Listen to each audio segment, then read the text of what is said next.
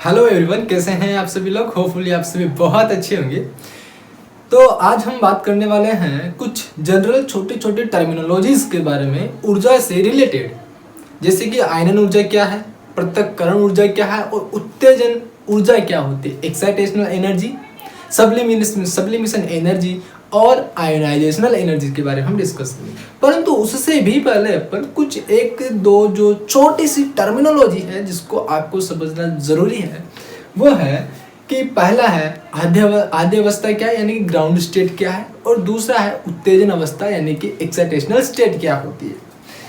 तो देखिए दोनों को हम एक साथ पढ़ेंगे कि मान लीजिए यहाँ पे कोई एक परमाणु है, ठीक है, और ये हाइड्रोजन का परमाणु अपन मान के चलते हैं। इसी से मैं आपको सब कुछ एक्सप्लेन कर दूंगा, ठीक है।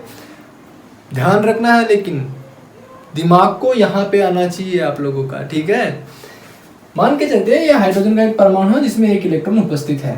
क्या है? एक इलेक्ट्रॉन उपस्थित है। अभी ये एक अपनी सामान्य अवस्था में है जिसमें इस इलेक्ट्रॉन की अपनी खुद की एक एनर्जी है, और उस एनर्जी के बेसिस पे ये एक जो नाभिक है उससे एक नाभिक से एक मैक्सिमम डिस्टेंस पे उपस्थित है। समझ में आ गई?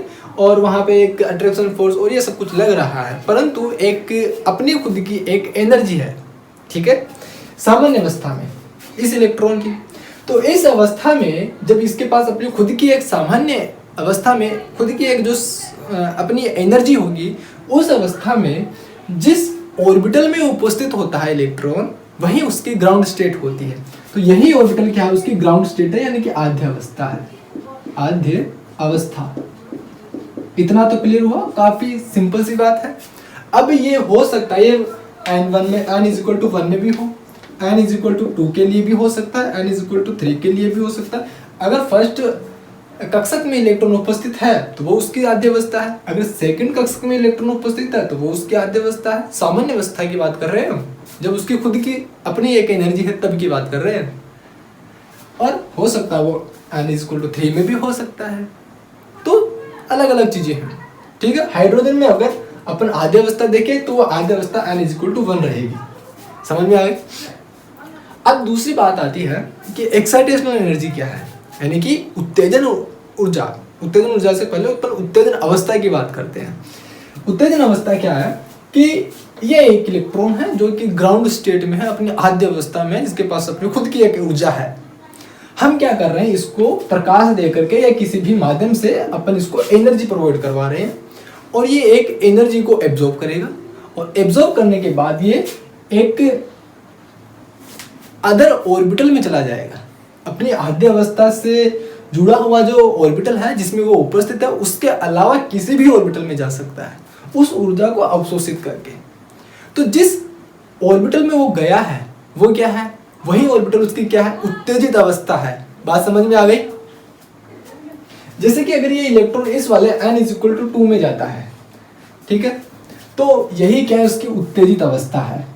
यही क्या? उसकी उत्तेजित अवस्था, यानी कि एक्साइटेशनल स्टेट। अगर ये मान के चलते हैं हमने इसको और ज्यादा एनर्जी दे दी और ये इलेक्ट्रॉन यहां से निकल के सीधा यहाँ पे चला गया, तो इस समय ये n=2 इस इलेक्ट्रॉन की उत्तेजित अवस्था नहीं होगी। n=3 जो है, यानी कि नंबर ऑफ जो तीसरा कक्षक है वो तीसरा कक्षक इसकी उत्तेजित अवस्था होगी। अभी समझ में आया कि आद्य अवस्था और उत्तेजित अवस्था में अंतर? बोलो यार, आ गया होगा ना। चलिए अब हम बात करते हैं। तो ये चीजें आपको बताना जरूरी थी क्योंकि अब हम इनको यूज करेंगे। टर्मिनोलॉजीज हैं, समझ में आनी चाहिए, नहीं आई तो फिर जड़ें कट जाएंगी, है ना। इसीलिए देखते हैं अब अपन इसकी कुछ छोटी छोटी जो टर्मिनोलॉजीज है जिसके बारे में मैंने आपको बताया है कि कौन कौन सी टर्मिनोलॉजीज के बारे में हम डिस्कस करेंगे। पहला है आयनाइजेशन एनर्जी क्या है, दूसरा क्या है सब्लिमेशन एनर्जी यानी कि पृथक्करण ऊर्जा क्या है, और तीसरा है एक्साइटेशनल एनर्जी, ठीक है। तो देखिए सबसे पहले अपन आयनाइजेशनल एनर्जी के बारे में बात करते हैं, जैसे कि आयनन ऊर्जा। आयनन ऊर्जा, आयनाइजेशनल एनर्जी, जिसको अपन शॉर्ट में आई से रिप्रेजेंट करते हैं, और मैं आगे भी इसको आई से ही रिप्रेजेंट करने वाला हूँ, तो आपको जो है रिप्रेजेंटेशन पता होनी चाहिए, ठीक है। देखिए आयनाइजेशन एनर्जी का मतलब क्या है कि मान लीजिए कोई एक परमाणु है, हाइड्रोजन का परमाणु मान के चल लेते हैं, एक इलेक्ट्रॉन अच्छे से समझ में आ जाएगा। और बोर का मॉडल भी हाइड्रोजन जैसे परमाणु के लिए ही एप्लीकेबल होता है कि नहीं है। तो ये कोई एक परमाणु है, गोलाकार परमाणु है, और इसका एक कोई एक नाभिक है, ठीक है। और यहाँ पे कहीं पे इसका जो एक इलेक्ट्रॉन है वो उपस्थित है, और इसके बाद जो है यहाँ पे कई सारे ऑर्बिटल्स इसके आ जाएंगे जो कि अधिक ऊर्जा वाले ऑर्बिटल्स हैं। आपको सही से बना लेना है, मुझे तो आपको समझाना है। अब क्या होगा, जैसे कि मान लीजिए ये इलेक्ट्रॉन है, इस इलेक्ट्रॉन को मैं अनंत अवस्था वाले ऑर्बिटल पे पहुंचाना चाहता हूँ। अनंत अवस्था वाला ऑर्बिटल यानी कि जहां पर नाभिक का आकर्षण बल इलेक्ट्रॉन पे होगा ही नहीं। इलेक्ट्रॉन वहां पे होगा जहां पर नाभिक का आकर्षण बल इलेक्ट्रॉन पे होगा ही नहीं, यानी कि बिल्कुल जीरो होगा। और अगर किसी परमाणु में इलेक्ट्रॉन पे कोई आकर्षण बल है ही नहीं, इसका मतलब वो परमाणु से बाहर निकल गया। तो इस इलेक्ट्रॉन को ये मान लीजिए कोई अनंत अवस्था वाले ऑर्बिटल है, ठीक है, अनंत अवस्था ठीक है। हमने इस इलेक्ट्रॉन को इतनी एनर्जी दी कि ये इलेक्ट्रॉन जो है अनंत अवस्था वाले ऑर्बिटल में पहुंच गया। अब यहाँ पर इस इलेक्ट्रॉन का जो अट्रैक्शन फोर्स है नाभिक और इलेक्ट्रॉन के बीच में, ये तो है ही नहीं, बिल्कुल फ्री है। इस परमाणु के नाभिक से बिल्कुल फ्री है। इस परमाणु के नाभिकी आकर्षण बल से एकदम मुक्त है। इस पे कोई जोर जबरदस्ती नहीं है, यानी कि ये परिवार से बाहर निकल गया। इसका मतलब कि ये परमाणु में रहा ही नहीं, और जो परमाणु में नहीं है यानी कि वो बाहर निकल गया, ठीक है। तो ऐसी अवस्था में हम क्या कहेंगे कि जो ऊर्जा दी गई है इलेक्ट्रॉन को, जिसने इलेक्ट्रॉन को बिल्कुल परमाणु से बाहर निकाल दिया, तो उस ऊर्जा को हम क्या कहेंगे, आयोनाइजेशनल एनर्जी। तो यहाँ पर दी गई ऊर्जा ही क्या है, आयोनाइजेशनल एनर्जी है। तो आयोनाइजेशनल एनर्जी यानी कि आयनन ऊर्जा को एकदम सिंपल सा मैं आपको बताऊं, डेफिनेशन के फॉर्म में आप लिख सकते हैं। तो क्या लिखेंगे कि किसी भी इलेक्ट्रॉन को उसकी आद्यावस्था से, इस बात का भी ध्यान रखना है, उसकी आद्यावस्था, यह है आपकी आद्य अवस्था। किसी भी इलेक्ट्रॉन को उसकी आद्य अवस्था से अनंत अवस्था तक पहुंचाने में जो एनर्जी दी गई है, उसी एनर्जी को हम आयनन एनर्जी कहेंगे, आयोनाइजेशनल ऊर्जा भी कहेंगे, ठीक है। चलिए अभी आगे चलें, क्लियर हुआ इतना सा डाटा।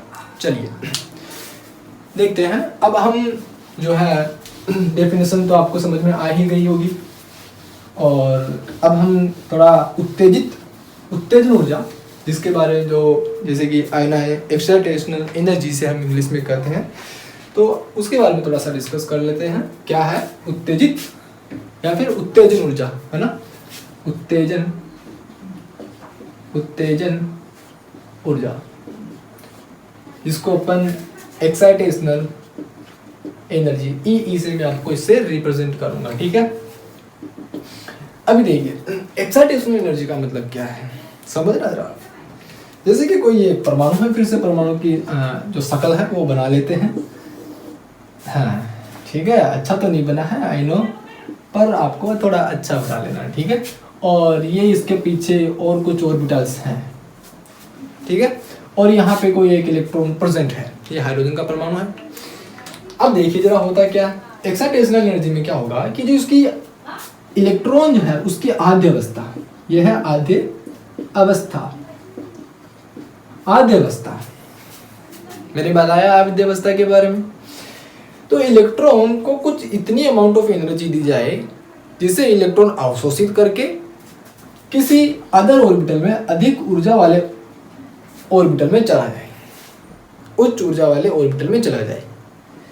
तो उस समय जो एनर्जी दी गई है इलेक्ट्रॉन को, उसी को अपन क्या कहेंगे, उत्तेजन ऊर्जा कहेंगे, एक्साइटेशनल एनर्जी कहेंगे।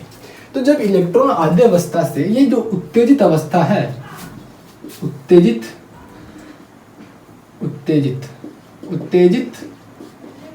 अवस्था वाले ऑर्बिटल में जब जाएगा, आद्य अवस्था से उत्तेजित अवस्था वाले ऑर्बिटल में पहुंचाना है, तो इस समय में इलेक्ट्रॉन को कुछ ऊर्जा देनी पड़ेगी, और दी गई ऊर्जा ही एक्साइटेशनल एनर्जी कहलाती है, उत्तेजन ऊर्जा कहलाती है।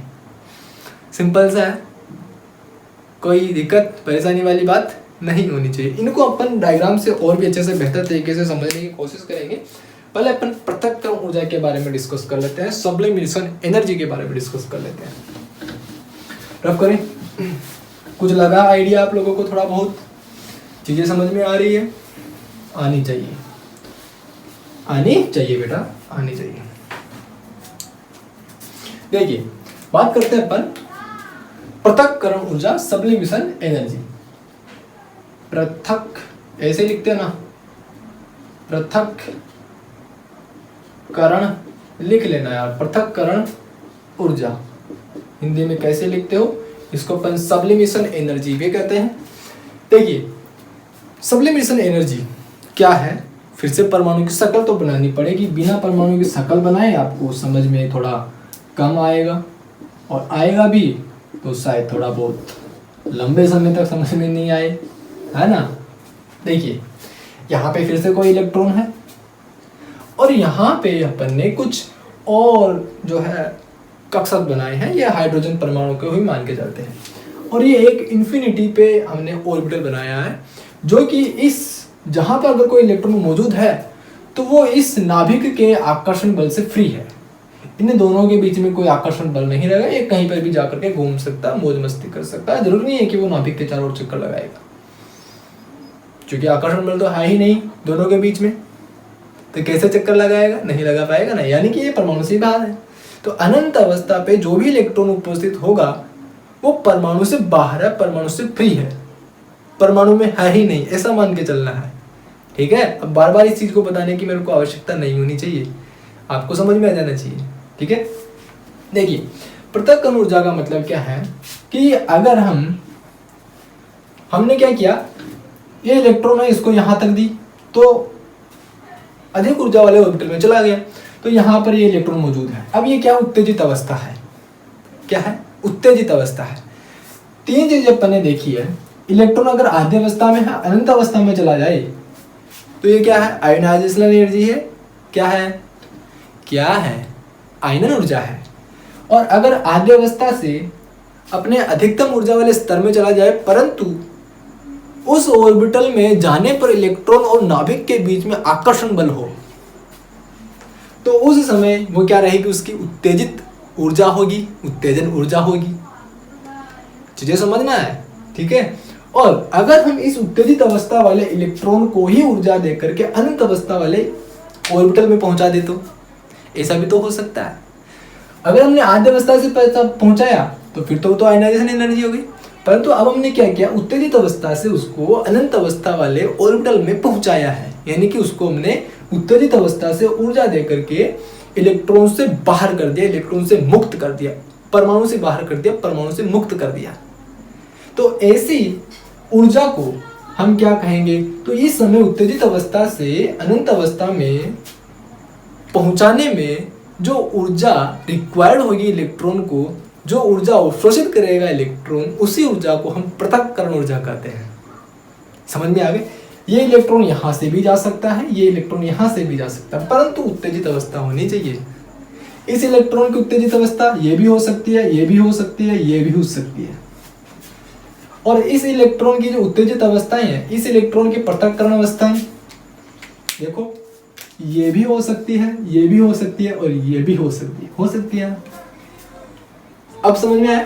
अच्छे से बोलो, क्लियर हुआ कि नहीं हुआ? चलिए अब अपन इसको थोड़ा सा डायग्राम से देख लेते हैं कि उत्तेजना ऊर्जा कैसे निकालेंगे, पृथक्करण ऊर्जा कैसे निकालेंगे। भाई निकालना भी तो आना चाहिए ना, सिर्फ समझने से काम नहीं चलेगा, निकालना भी आना चाहिए। ठीक है, तो पृथक्करण ऊर्जा को अपन SE से रिप्रेजेंट करेंगे हम, यानी कि सब्लिमेशन एनर्जी। ठीक है, अब अपन एक डायग्राम बनाते हैं, ठीक है, और उसमें एनर्जी लेवल्स दिखाते हैं कि मान के चलते हैं ये कोई एक ऑर्बिटल है, और फिर से ये n = 2 आ गया, n = 3 आ गया, n = 4 आ गया, और n = ये 5 आ गया, और यहाँ पे फिर से n = 6 आ गया। ठीक है,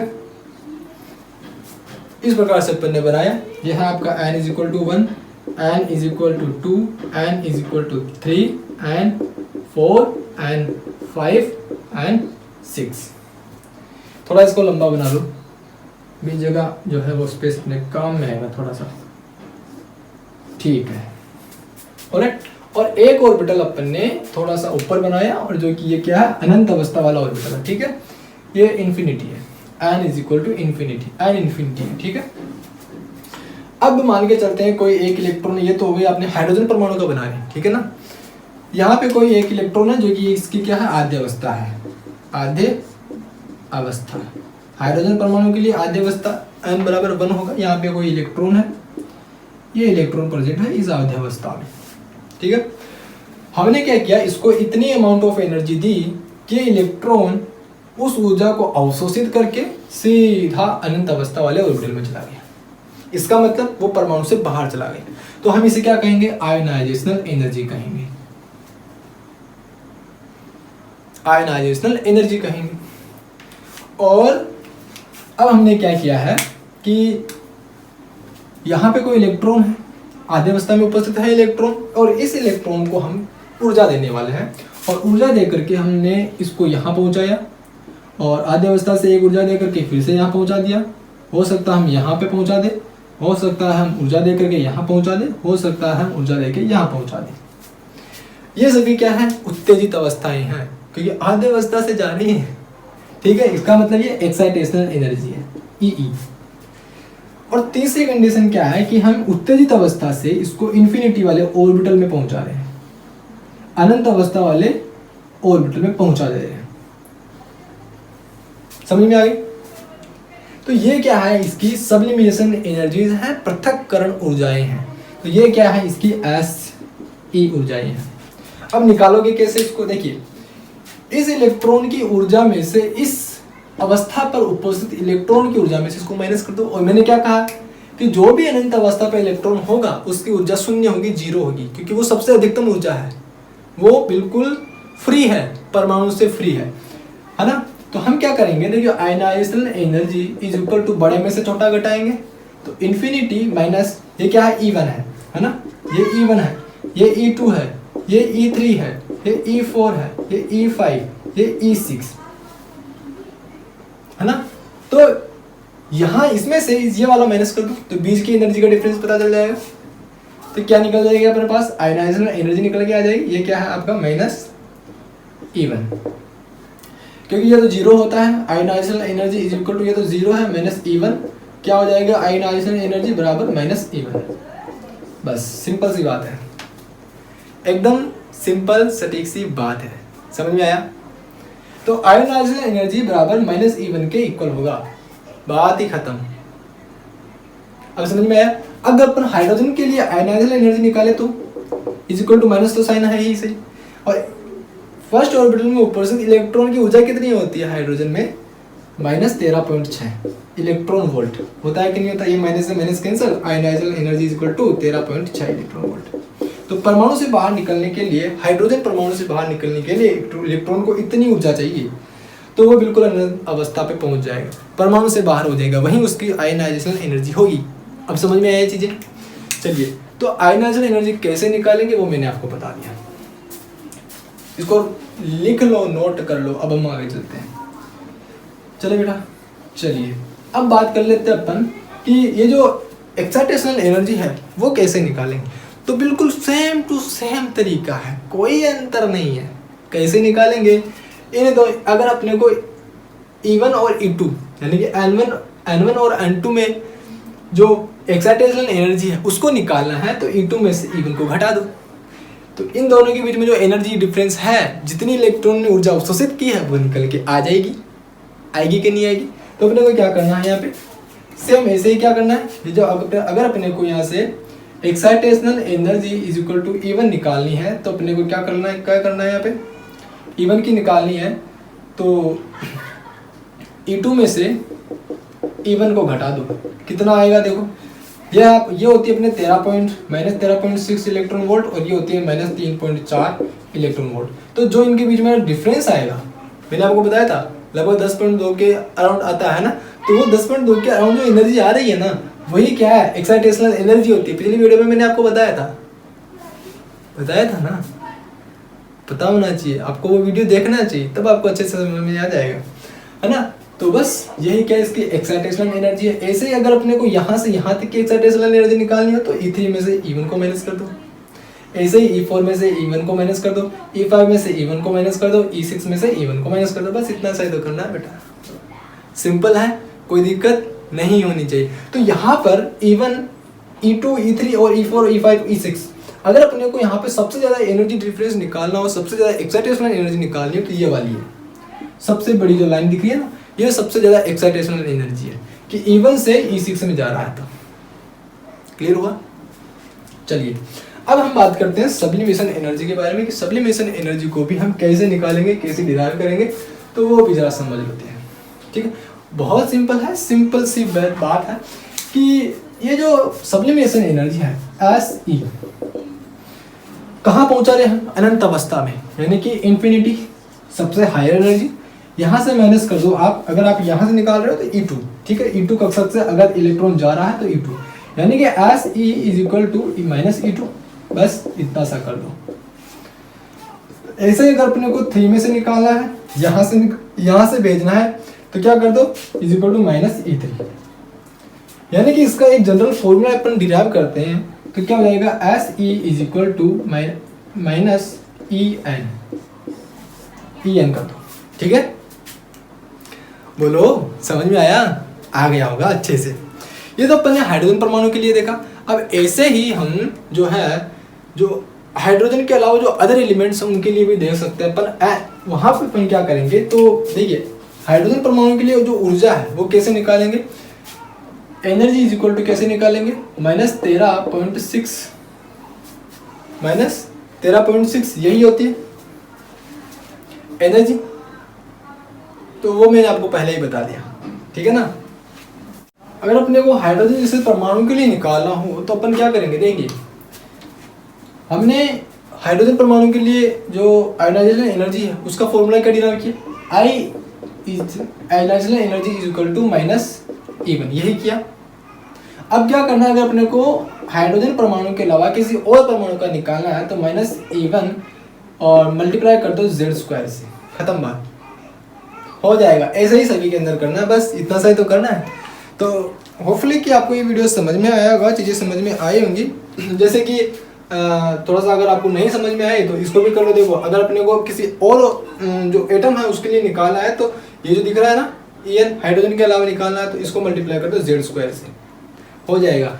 ऐसे अगर अपने को यहाँ से इसका फॉर्मूला मैंने लिखा नहीं है तो फॉर्मूला आप लिख सकते हो, ionization energy is equal to EN + 1 -E1, ये हाइड्रोजन के लिए है। और हाइड्रोजन के अलावा अगर अपने को निकालना हो तो इसको मल्टीप्लाई कर दो Z² से, खत्म बात, हो जाएगा सारा सब कुछ, है ना। ठीक है, तो होपफुली आपको ये चीज़ें समझ में आई होंगी। और अब जो है अपन नेक्स्ट क्लास में हाइड्रोजन स्पेक्ट्रा को लेकर के शुरू करेंगे, उसका भी कुछ पार्ट जो है उसको स्टार्ट करेंगे, ठीक है ना। तो होपफुली आपको ये चीज़ें समझ में आई होंगी। तो मिलेंगे नेक्स्ट क्लास में, तब तक के लिए thank you so much for watching this video. और हाँ, जय किसान, जय भारत, वंदे मातरम।